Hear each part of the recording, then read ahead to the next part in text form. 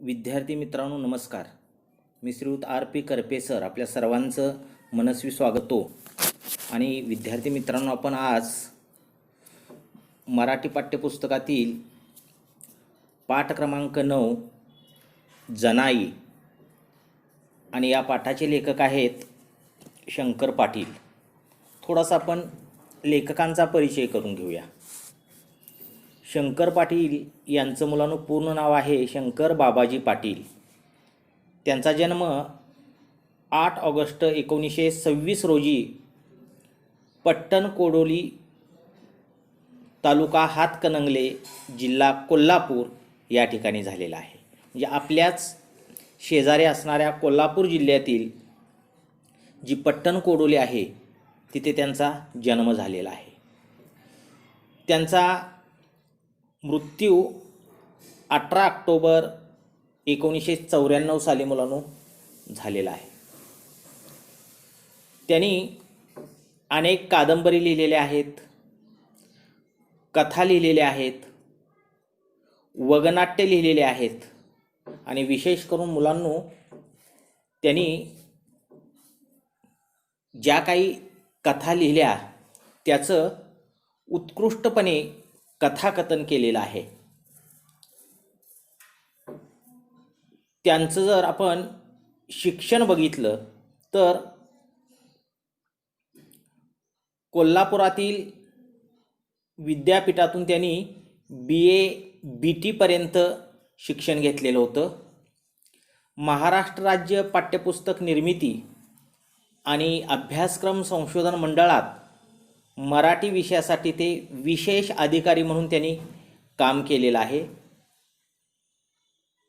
1985 सालातील नांदेड येथे भरलेल्या मराठी साहित्य संमेलनाचे ते अध्यक्ष होते. म्हणजे 1985 साली नांदेड येथे जे मराठी साहित्य संमेलन संपन्न झालं त्या साहित्य संमेलनाचे ते अध्यक्ष होते. त्याचबरोबर त्यांची अनेक कादंबऱ्या आणि कथासंग्रह आहेत. त्याची काही नावं तुम्हाला मी सांगतो. आभाळ, ऊन, खुश खरेदी, खुळ्याची चावडी, खेळ खंडोबा, जुगलबंदी, टारफुला ही कादंबरी आहे, धिंड, पाऊलवाटा, पाटलांची चंची, बंधारा, भेटीगाठी, वळीव, वावरी, श्री गणेशा. त्यांनी चित्रपटांसाठी काही पटकथासुद्धा लिहिलेल्या आहेत. त्या काही चित्रपटांची नावं तुम्हाला मी सांगतो. एक गाव 12 भानगडी, गणगवळण, युगे युगे मी वाट पाहिली, वावटळ, पाहुणी, पिंजरा, भुजंग, भोळी भाबडी, असला नवरा नको ग बाई या चित्रपटांसाठी त्यांनी पटकथा लिहिलेल्या आहेत. त्याचबरोबर असे एक उत्कृष्ट साहित्यिक, प्रसिद्ध साहित्यिक त्यांचा पाठ जनाई या ठिकाणी आपण अभ्यासणार आहोत. हा मुलांनो पाठ ग्रामीण जीवनावर आधारित आहे. शेती करणाऱ्या एका स्त्रीचं या ठिकाणी त्यांनी वर्णन केलेलं आहे. आणि त्या स्त्रीनं भुजंग पाहिल्यानंतर, भुजंग म्हणजे मोठा साप, तो भुजंग पाहिल्यानंतर तिची झालेली अवस्था आणि तिच्या वस्तीवरील लोकांची झालेली अवस्था या पाठामध्ये ग्रामीण भाषेमध्ये त्यांनी वर्णन केलेलं आहे. मुलांनो चला तर मी या पाठाचं प्रकट वाचन करतो. तुम्ही शांतपणे ते ऐकायचं आहे. दुपारची मोठ थांबली तशी जनाई उसाच्या खडातून बाहेर आली. पाण्याची दारं मोडून कंबल धरली होती. पाल्यानं कापलेलं अंग सारं भगभगत होतं. केव्हा घरात जाऊन पडीन असं तिला झालं होतं. पण थेट वस्तीवर न जाता वाट वाकडी करून ती शेंगाच्या वावरात शिरली. आज सोमवार, 2 वेल उपटून घ्यावेत, पोरंही 4 शेंगा खातील आणि आपल्याही पोटाला जरा आधार होईल म्हणून लगालगा ती शेंगाच्या वावरात आली आणि भुल्ल्यागत बघत उभी राहिली. गॅस बत्तीच्या प्रकाशात हिरवागार शालू झागमाग करावा तसं ते वावर चमकत होतं. वर ऊन असलं तरी खाली गार वाटत होतं. शेंगांना आलेली पिवळी फुलं वेलबुट्टीगत दिसत होती. हिरव्या पिवळ्या रेशमी धाग्यांचा एक रुमालच खाली विणला होता. रात्रंदिवस घाम गाळून आपल्या हाताने काढलेल्या त्या कशिद्याकडे बघत जनाई थोडा वेळ उभी राहिली आणि एकाएकी एक विमान चालल्याचा आवाज कानावर येऊ लागला. भर दुपारची वेळ आणि रव रव रव करून आवाज कानावर येऊ लागला. अगं बाई, विमान! म्हणून तिनं वर बघितलं, पण वर काहीच नव्हतं. नुसतं कोरडं आभाळ पसरलं होतं. निळभोर आभाळ, चिट पाखरू सुद्धा नव्हतं आणि रव रव रव असा आवाज तेवढा कानावर येत होता. कुठून आवाज येतोय हे कळेना आणि झेंडू फुटल्यागत झाला. उभं राहायला नको म्हणून गडबडीनं वेल उपटायला खाली वाकली आणि विमान समोरून अंगावर आल्याचा भास झाला. खाली केलेली मान वर करून बघती तर समोरच्या 4 काकरीचे वेल उलते पालते होत होते. भुईमुगाच्या आऱ्या वर उचलत होत्या आणि पायाखालची जमीन हादरा देत होती. रव रव रव असा आवाज जवळ येत होता आणि डोळ्यांनी बघितलं तर काळ्या ठिपक्यांची एक 4 वाव तुळी अंगावर धावून येत होती. अगं बाई, साप! म्हणून जनाई झटक्याने मागे फिरली आणि जमिनीला पाय न टेकता वारं सुटावं तशी पळत सुटली. मागे न बघता थेट वस्तीवर येऊन थडकली. धाबं दणानून गेलं होतं. तिच्या जीवात जीव नव्हता. पोटात घाबरा पडला होता. अंग सारं घामानं थबथबलं होतं. तोंडावाटे शब्द फुटत नव्हता. वाचाच गेल्यागत झाली होती. हातपाय थरथरत होते. ऊर धाड धाड करत होता. वस्ती कशी गाठली हेच तिला समजत नव्हतं. वस्ती गाठली हे खरं, हे तरी खरं का म्हणून डोळ्याने ती भोवती बघत होती. मनाची खात्री करून घेत होती आणि आजूबाजूचे सारे भाऊबंद गोळा होऊन येत होते. तर मित्रांनो, आत्ता मी जे प्रकट वाचन केलेलं आहे इथंपर्यंत आपण भाग बघणार आहोत. मुलांनो, इथं पहिल्यांदाच एक शब्द तुमच्यासाठी नवीन आहे. दुपारची मोठ थांबली तशी जनाई उसाच्या फडातून बाहेर आली. मोठ हा शब्द तुम्हा मुलांना नवीन आहे. मुलांनो, पूर्वीच्या काळी आज आपल्या विहिरीवरती जशी विजेची मोटार बसवलेली आहे आणि त्या विजेच्या मोटारीच्या साहाय्यानं आपण पाणी काढतो, त्याही आधी विहिरीवर इंजन असायचं आणि इंजनाच्याही आधी मुलांनो विहिरीवर मोट असायची. ही मोट म्हणजे काय तर एक चांबड्याची मोठी अशी पिशवी असायची. भली मोठी पिशवी असायची किंवा लोखंडी अशी मोठंच्या मोठं भांडं असायचं आणि त्याला एक नाडा बांधलेला असायचा आणि बैलाच्या साहाय्यानं वर एक कप्पी असायची. त्या कप्पीवरून ते भांडं किंवा चांबड्याची पिशवी विहिरीत जायची. ते भरायची, बैलाच्या साहाय्यानं ओढलं जायचं आणि पाटामध्ये ते पाणी टाकलं जायचं. ते पाणी आपल्या शिवारामध्ये म्हणजे रानामध्ये पिकाला जात होतं. तुम्हाला जर मोठ बघायची असेल तर मुलांनो, एक तर तुम्हाला साधी माणसं म्हणून एक चित्रपट आहे. त्या साधी माणसं या चित्रपटामध्ये लता मंगेशकरांनी म्हटलेलं माळ्याच्या मळ्यामध्ये पाटाचं पाणी वाहतं, तिथं ती मोठ्याचं दृश्य दाखवलेलं आहे. आणि दुसरा भाग म्हणजे जर प्रत्यक्षातच मोठ बघायची असेल तर कनेरी मठ म्हणून कोल्हापूर जिल्ह्यामध्ये कनेरी मठ म्हणून आहे. त्या कनेरी मठाला तुम्ही कधी भेट दिलीच तर तिथं एक गाव खेडं दाखवलेलं आहे. त्या गावखेड्यामध्ये पूर्वीचं गावखेडं कसं होतं, त्यामध्ये ते मोठ ओढत असणारी बैल, तो शेतकरी, ती विहीर दाखवलेली आहे. आता इथं काय म्हणलंय बघा, दुपारची मोठ थांबली तशी जनाई उसाच्या फडातून बाहेर आली.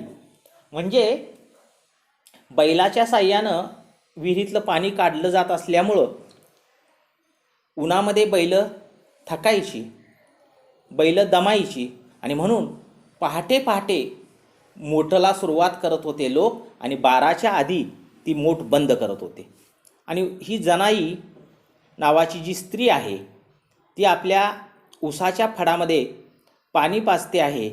मोठ थांबल्यानंतर ती फडातून बाहेर आलेली आहे.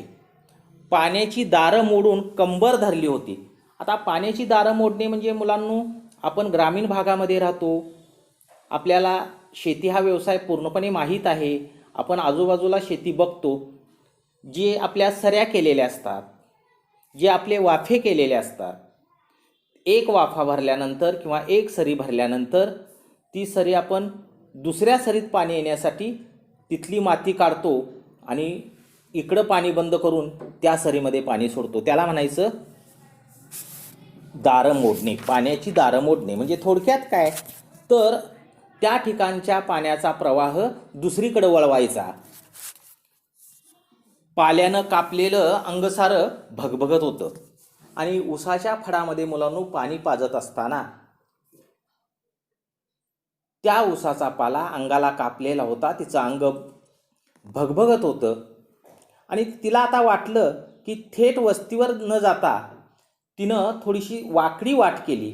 म्हणजे वस्तीवर न जाता थोडंसं बाजूला असणारं जे शेंगाचं वावर आहे, वावर या शब्दाचा अर्थ मुलांनो शेत, जमीन. वावर या शब्दाचा अर्थ शेत, जमीन. त्या शेंगा लावलेल्या, भुईमुगाच्या शेंगा लावलेल्या त्या शेतामध्ये ती गेली.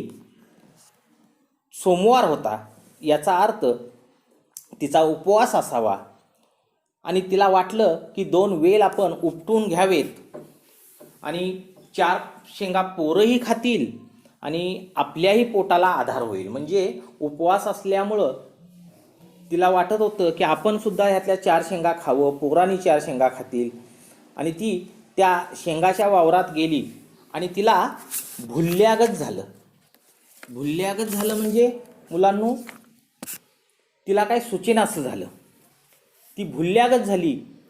गॅस बत्तीच्या प्रकाशात हिरवागार शालू झाग माग करावं तसं ते वावर चमकत होतं. दुपारचं ऊन होतं, त्यामुळं पूर्वी गॅस बत्ती हा एक प्रकार असायचा.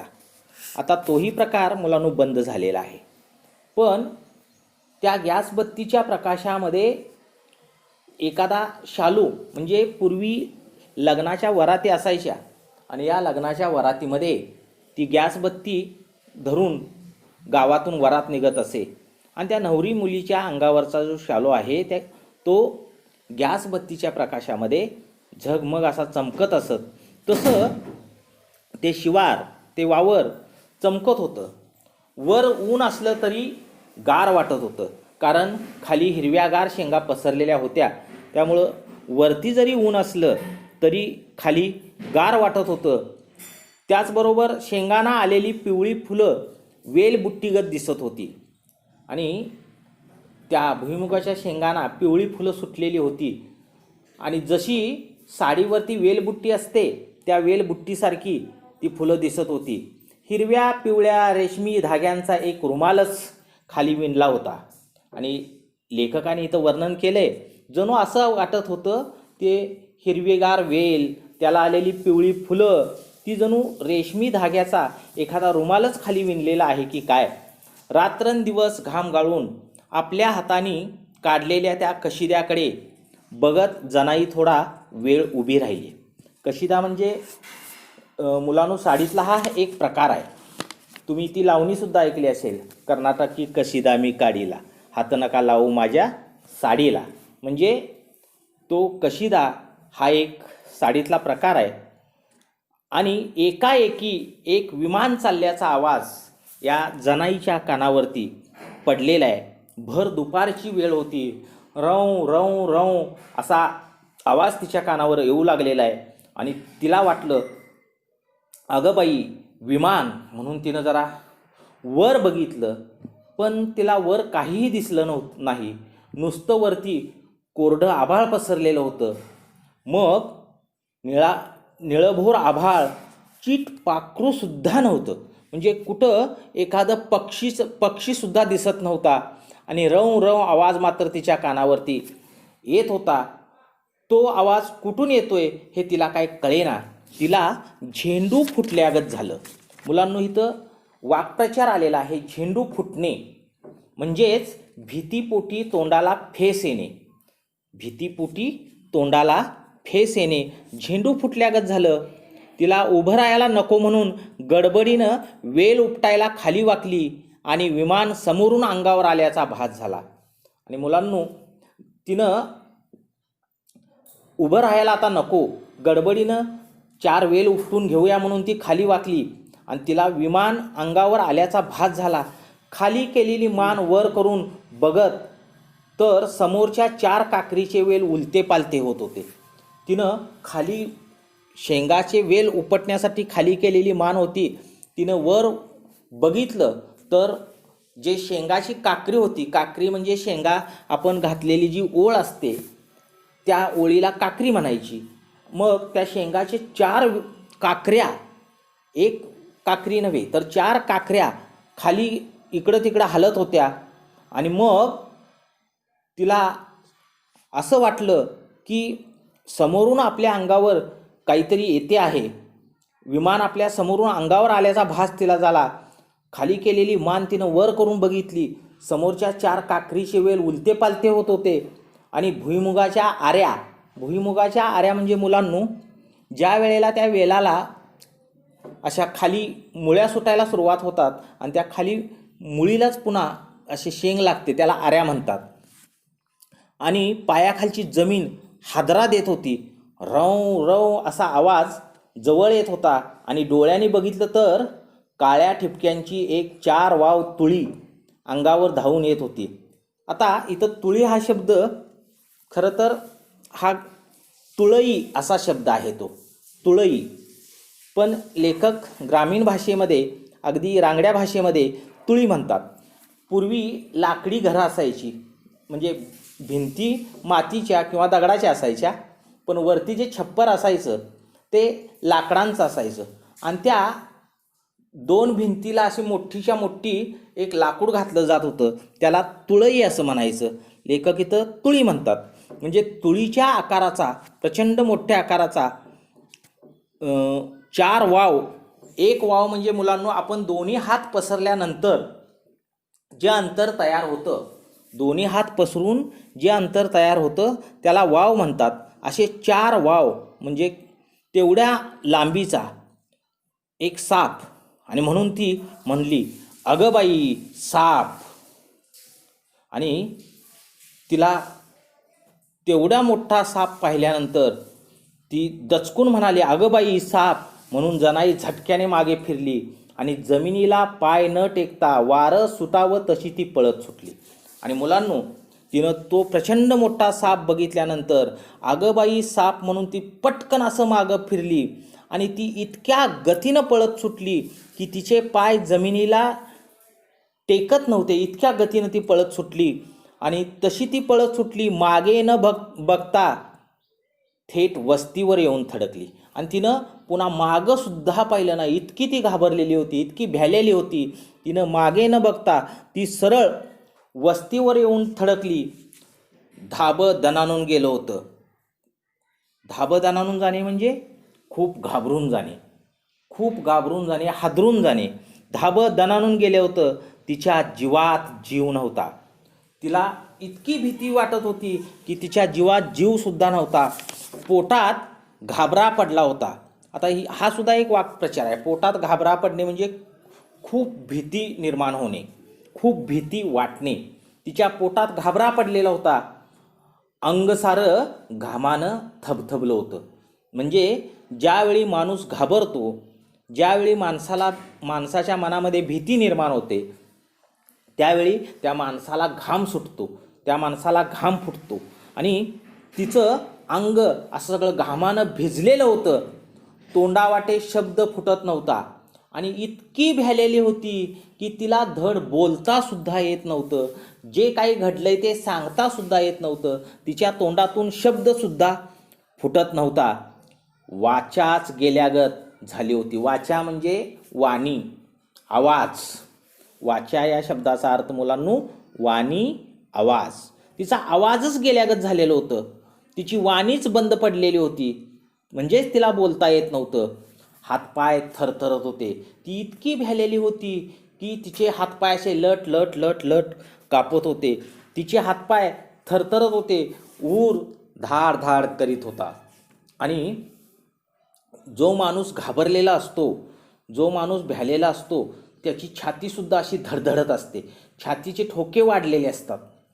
सर्वसाधारणपणे सामान्य वेळेला आपल्या छातीमध्ये हृदयाचे 72 ठोके पडतात मिनिटाला. पण घाबरलेल्या माणसाचे छाती धड धड धड धड धड असे ठोके वाढतात. तिचा ऊर धाड धाड करत होता. वस्ती कशी गाठली हेच तिला समजत नव्हतं.